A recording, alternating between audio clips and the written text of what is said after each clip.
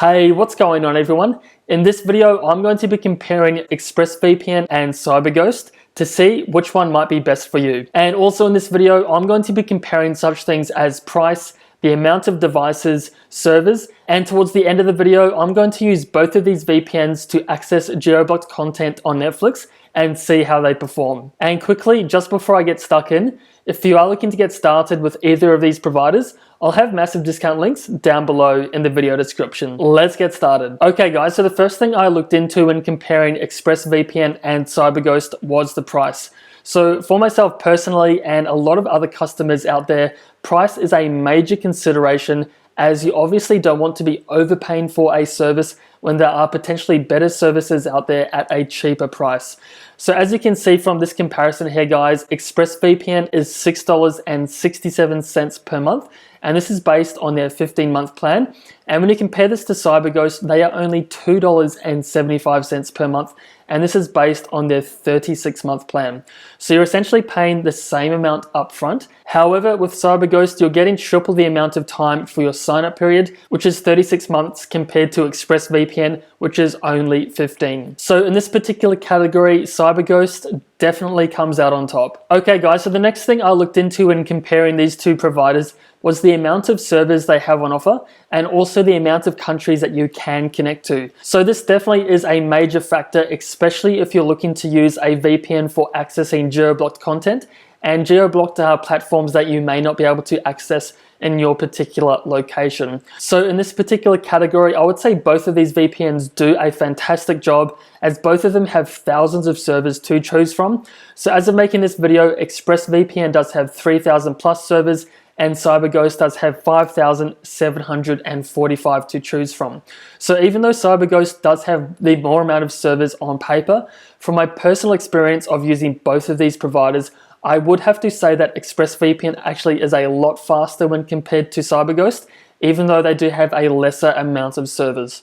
And on the flip side of the coin, another thing we have to take into consideration is also the amount of countries that you can connect to. So both of these VPNs do have a respectable amount of locations that you can connect to, with ExpressVPN having 94 countries and CyberGhost having 89. So this obviously covers your basics like the United States, Canada, United Kingdom, New Zealand, Australia, and all the other major continents as well. So in this particular category, I would have to give the win to CyberGhost as they technically do have more servers. However, when it comes to speeds, ExpressVPN is a lot faster. Okay guys, so the next thing I looked into when comparing these two VPNs was the VPN protocol, the encryption, the compatibility with torrenting, and also their login policy as well.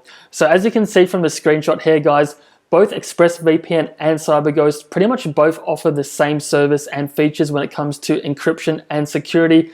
They're both utilizing the Open VPN Protocol and the AES 256 military-grade encryption, and both of these things have now become the gold standard amongst top-tier VPN services. And from my own experience with using both of these providers, both of them perform extremely well for downloading torrents, whether that's on uTorrent or BitTorrent. And from my own experience, they've easily been able to hide my IP address and replace it with another. And when it comes to the login policy, both of these providers have a very strict stance on security. None of them will log your timestamps, your bandwidth, the amount of time you've spent on websites, and also the websites that you are visiting as well. So in this particular category, ExpressVPN and CyberGhost both do a fantastic job. Okay guys, so the next thing I looked into in comparing these VPN providers was the amount of devices that you can connect simultaneously on a single account.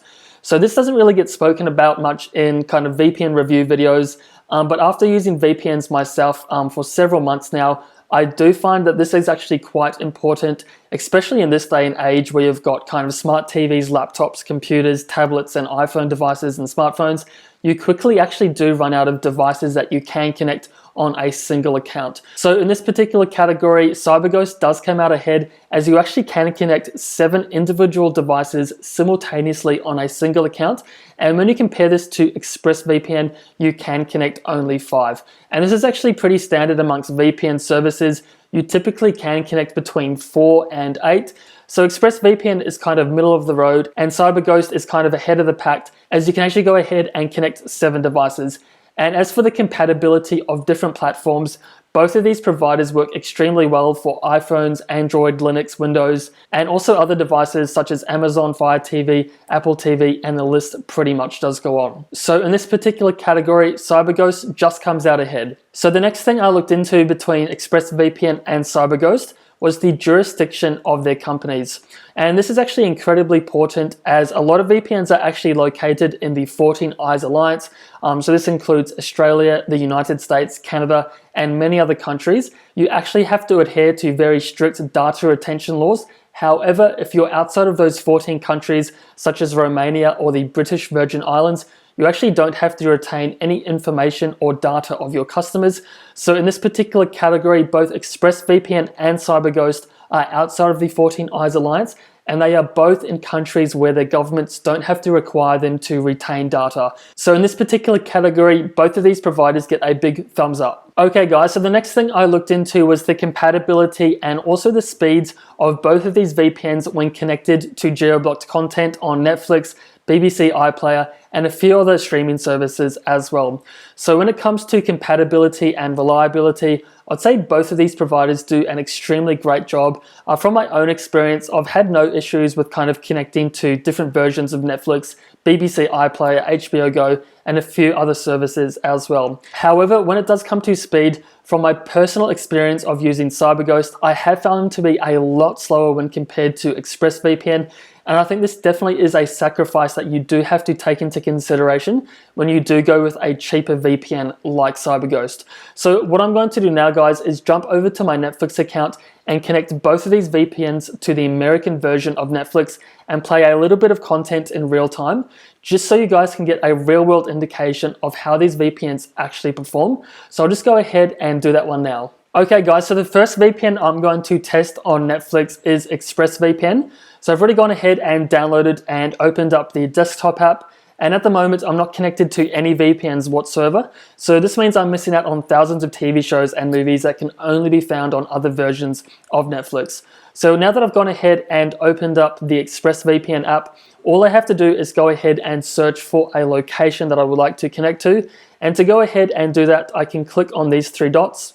So now I can go ahead and search for a particular city or country that I would like to connect to. So in this instance, I want to go ahead and connect to America.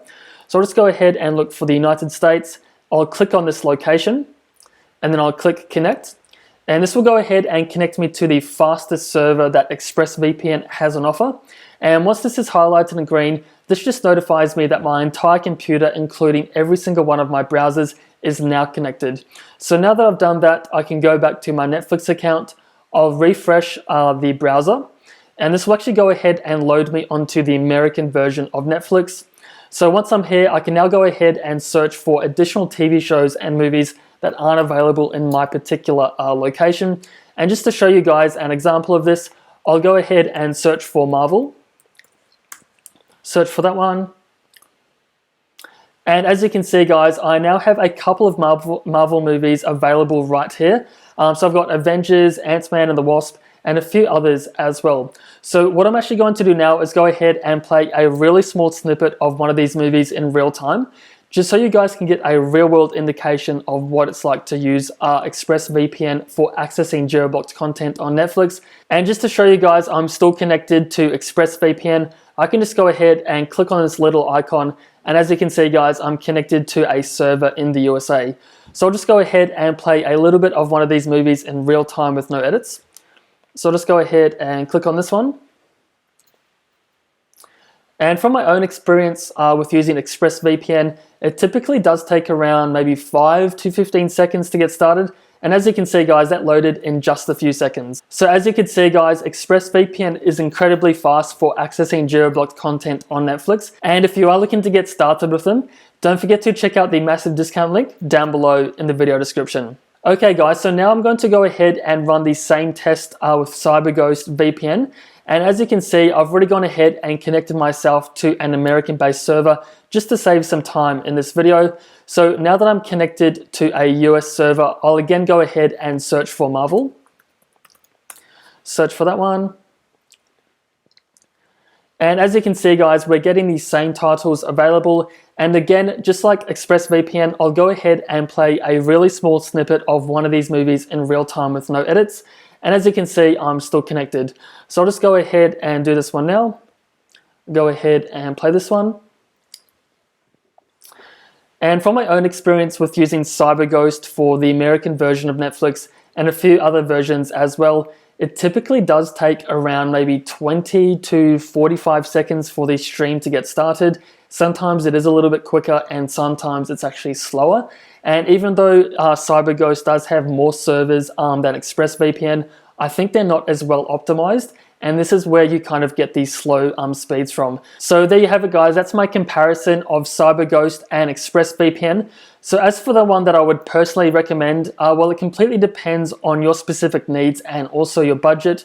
So say for example, you're looking for a reliable VPN at a really affordable price, then CyberGhost actually might be the right provider for you, even though their speeds are a little bit slower. However, if you do have the extra money to invest and you want to go ahead and get a really fast VPN, then ExpressVPN is also a fantastic option. So no matter which one you pick, I think you won't be disappointed. And again guys, if you are looking to get started with either of these providers, don't forget to check out the massive discount links down below in the video description.